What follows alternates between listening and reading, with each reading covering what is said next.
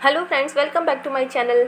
आज हम बनाएंगे रागी के बिस्किट। रागी जिसको कि नाचनी भी कहा जाता है और फिंगर मिलेट इंग्लिश में कहते हैं। ये रागी बहुत न्यूट्रिशियस होती है, प्रोटीन, कैल्शियम और फाइबर से भरपूर होती है। बच्चों के लिए तो बहुत ज़्यादा हेल्दी होती है, ग्रोथ को अच्छे से मेंटेन करती है। तो देखिए, बिस्किट मैं आपको 3 तरीके से बनाना दिखाऊंगी। इडली स्टैंड में कैसे बना सकते हैं, किसी कढ़ाई में आप किस तरीके से बना सकते हैं, और अगर आप चाहें तो दूध के भगोना जो हम लेते हैं, दूध का बर्तन, उसमें भी आप इसको बहुत आसानी से बना सकते हैं। इसको नमक से या फिर सैंड से यानी कि रेत से भी इसके बेकिंग में दोनों तरीके से आपको इसमें दिखाने वाली हूँ। बिल्कुल क्रंची कुरकुरे बिस्किट बने हैं। देखिए, बहुत ही टेस्टी हैं और बहुत ही हेल्दी हैं। जिन लोगों को गेहूं से एलर्जी है वो भी इसको खा सकते हैं। कई लोगों ने मुझसे इसकी रेसिपी पूछी थी, तो फाइनली मैं इसकी रेसिपी लेकर के आ गई हूँ।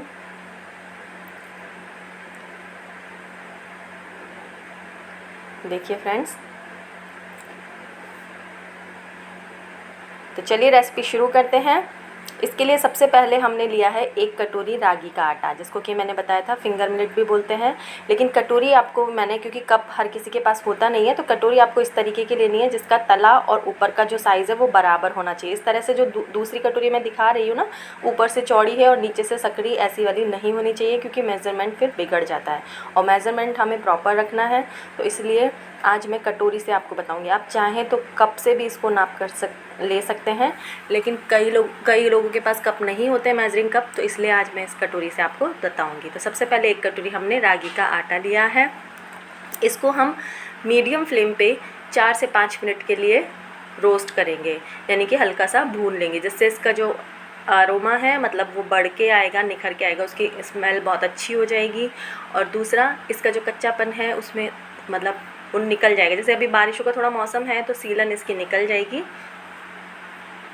तो देखिए, उसको हमने रोस्ट कर लिया है। तब तक वो ठंडा होगा, तब तक हम सारे दूसरे सामान यहाँ पर इकट्ठे कर लेते हैं। तो आधी कटोरी मैंने बेसन लिया है। बेसन मैंने इसलिए लिया है क्योंकि अगर आप चाहें तो इसमें गेहूं का आटा या मैदा भी मिला सकते हैं, पर बेसन में आज ये ग्लूटेन फ्री बना रही हूँ, यानी कि जिनको गेहूं से एलर्जी है उनके लिए बना रही हूँ, तो इसलिए इसमें हमने बेसन ऐड किया है। तो कोको पाउडर ऑप्शनल है, अगर आप चाहें तो कोको पाउडर ऐड करिए, नहीं तो आप उसको हटा भी सकते हैं। थोड़ा सा हम लेंगे इसमें बेकिंग पाउडर। तो बेकिंग पाउडर मैंने लिया है आधा चम्मच, आधा टीस्पून, और जो बेकिंग सोडा है वो मैंने 1/4 टीस्पून लिया है, यानी कि बहुत चुटकी के बराबर। तो मैंने आपको नॉर्मल जो खाने वाली चम्मच होती है उससे भी मैंने आपको नाप के इसको दिखाया है कि किस तरह से हमें आधा चम्मच तो बेकिंग पाउडर लेना है और 1/4 चम्मच हमें बेकिंग सोडा लेना है। सबको हम अच्छे से छान लेंगे, क्योंकि इससे क्या होगा, इसमें मतलब बहुत स्मूथनिंग आएगी, एयर आ जाएगी, और मतलब बिस्किट जो है ना हमारे जालीदार और बिल्कुल क्रंची बनेंगे। तो चलिए, इतनी देर में रागी का आटा भी हमारा ठंडा हो गया है, इसको भी हम छान लेते हैं। अगर आपके पास आटा छानने वाली चलनी है तो आप उससे भी इसको सबको अच्छे से छान सकते हैं। पूरा कचरा जो ऊपर का था वो हटा दिया है। अब हम लेंगे गुड़ का पाउडर। गुड़ आप चाहें तो कूट करके या फिर चाकू से काट करके, अगर आपके पास वैसा टाइट वाला है तो वो भी ले सकते हैं, पर मेरे पास गुड़ का पाउडर है, मैं इसको यूज़ करती हूँ, तो इसलिए मैंने ये ले लिया है। इसको मैं थोड़ा सा छान लूँगी ताकि इसका जो मोटा वाला मोटे मोटे जो पार्ट है ना वो अलग हो जाए और बारीक बारीक गुड़ मेरे इसमें आए। इसकी जगह आप शुगर पाउडर भी ले सकते हैं। तो आधा कटोरी हमने गुड़ पाउडर लिया है। आप चाहे तो शक्कर का पाउडर, बूरा, या फिर गुड़ पाउडर कुछ भी यूज़ कर सकते हैं। आप साबुत गुड़ भी यूज़ कर सकते हैं, जैसे मैंने बताया, चाकू से काट करके आधा कटोरी आप उसको नाप लीजिए। अब हम इसमें डालेंगे 6 से 7 इलायची। तो इलायची मैंने फ्रेश कूटी है, इसको मैं फ्रेश पीस के ही डालती हूँ, मुझे उसका फ्लेवर बहुत अच्छा लगता है। तो देखिए, इलायची आप चाहें तो डाल दीजिए या फिर छोड़ दीजिए। आप इसमें कोकोनट पाउडर भी डाल सकते हैं।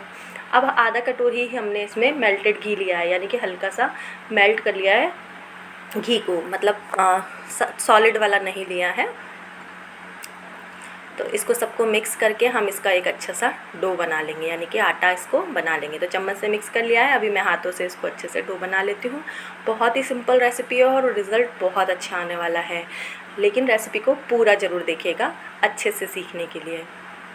और अगर रेसिपी पसंद आ रही हो तो प्लीज़ फ्रेंड्स मेरी वीडियो को लाइक करिएगा, चैनल पे नए हैं तो चैनल को सब्सक्राइब करिएगा।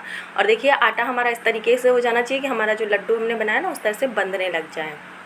अब देखिए, मैं सबसे पहले बताती हूँ कढ़ाई में कैसे करना है। तो ये नमक है, इस नमक को मैं कई बार यूज़ करती हूँ बेकिंग के लिए। तो कढ़ाई मेरी पुरानी थी जिसमें मैंने ये नमक डाल दिया है, और इसको हम 10 मिनट के लिए प्री हीट करने के लिए रख देंगे। 10 मिनट में हमारा आटा भी ठीक हो जाता है, मतलब थोड़ा सा उसका जो लोज टाइप होता है ना वो आ जाता है।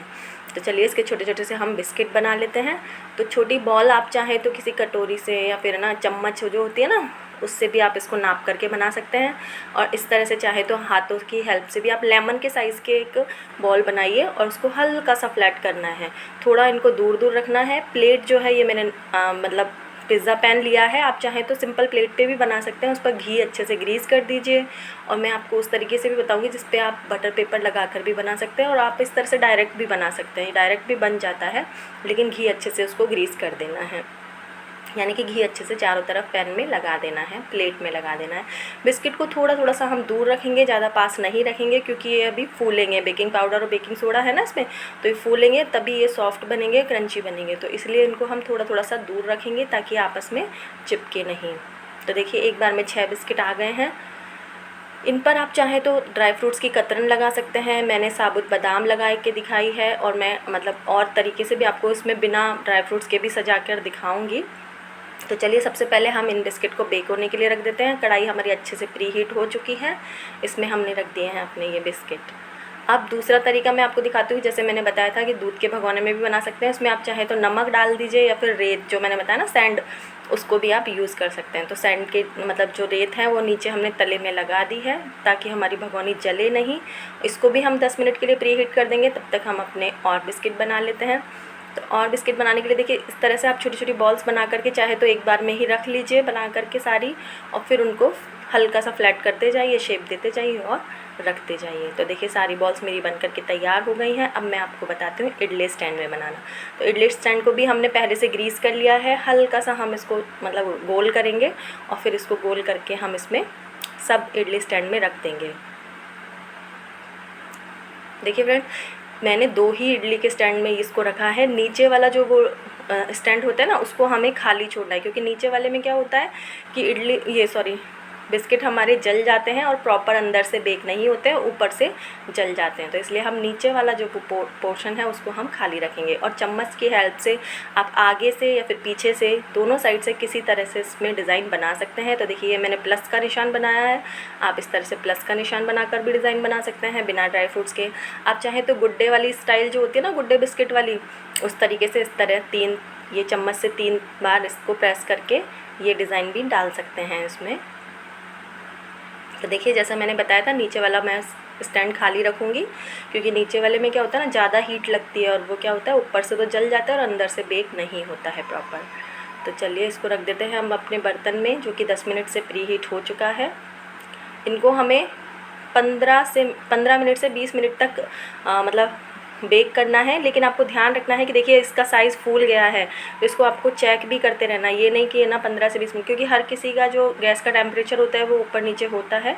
तो वही देखते हुए आपको इसका बेस देख लेना है कि बेस इसका अच्छे से मतलब बिस्किट फूल गया है और बेस अच्छे से सिक गया है ना। अभी इसको बिल्कुल मत टच करिएगा क्योंकि अभी ये सॉफ्ट रहेंगे तो ये टूट जाएंगे।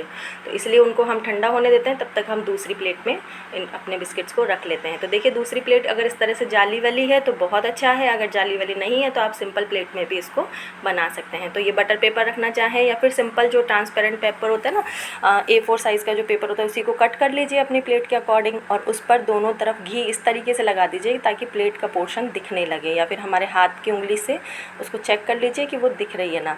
इतना उसको ग्रीस करेंगे तो बहुत अच्छे से आपका बटर पेपर बहुत आसानी से बन जाएगा। तो इसमें भी हमने वही अपने 6 बिस्किट अच्छे से सजा दिए हैं, थोड़ी थोड़ी सी दूरी पर रखे हैं और इनको हम बिल्कुल सिंपल डिज़ाइन में बनाएंगे, यानी कि बिना कोई डिज़ाइन के सिंपल बेक करेंगे। तो देखिए ये हमने रख दिए हैं वापस से अपनी कढ़ाई में। तब तक उधर हमारे वो बिस्किट ठंडे हो रहे हैं। इधर हम अपने इडली स्टैंड में चेक कर लेते हैं क्योंकि जो नीचे वाले हैं ना उनको हीट थोड़ी ज़्यादा लग रही है, तो इसलिए हम इसका वो चेंज कर देंगे, यानी कि जो नीचे वाले बिस्किट हैं उसको ऊपर कर देंगे और ऊपर वाले जो बिस्किट हैं उसको नीचे रख देंगे ताकि इनकी जो हीटिंग है ना प्रॉपर हो, यानी कि बेकिंग जो इनकी है वो बराबर हो। ये नहीं कि ऊपर वाला ज़्यादा हो गया नीचे वाला कम हो गया या नीचे वाला कम हो गया। तो चलिए फिर हम देखते हैं 5 मिनट बाद फिर से हमने चेक किया कि ये अच्छे से बेक हो गए हैं। इनको हम निकाल लेते हैं। एक्चुअली मेरी डॉटर को बहुत पसंद है तो वो बहुत वेट कर रही है कि मम्मा मैं ले लूँ। तो चलिए ये देखिए ये वाले भी बिल्कुल प्रॉपर बेक हो गए हैं, कितना अच्छे से फूल गए हैं, साइज़ में 1.5 गुना बढ़ गए हैं ना। तो इनको भी हम एक बार मैं आपको टूथपिक से भी चेक करके दिखा देती हूँ कि देखिए इस तरह से आप चेक करके देख सकते हैं, बिल्कुल क्लीन टूथपिक का ही है। तो इसको हम निकाल लेते हैं और इनको सबको हम ठंडा होने देंगे। तो इडली स्टैंड वाले तो हमारे ख़त्म हो गए वो तो खाने में आ गए हैं। तो मैं आपको ये दोनों निकाल के दिखाती हूँ। देखिए नीचे से कितना प्रॉपर सिका है, बिल्कुल जालीदार अच्छा बिस्किट बना है, बिल्कुल मार्केट जैसा बना है। आप बहुत आसानी से, कितने आसान तरीके से घर में इसको बना सकते हैं। और देखिए इसका क्रंच भी बिल्कुल बराबर है, बहुत क्रंची बने हैं। बस थोड़ा सा ठंडा होने के बाद ही इनको हटाइएगा, क्योंकि अगर ये गर्म होंगे तो ये सॉफ्ट रहते हैं और गर्म पे ये टूट सकते हैं। तो चलिए फ्रेंड्स, वीडियो अभी तक लाइक नहीं किया हो तो प्लीज़ प्लीज़ प्लीज़ मेरे वीडियो को लाइक करिए, चैनल पे नए हो तो चैनल को सब्सक्राइब करिए और ऐसे ही मुझे और रेसिपीज़ को देखते रहिए और मुझे कमेंट करके बताते रहिए कि आपको और क्या पसंद है। Thank you for watching.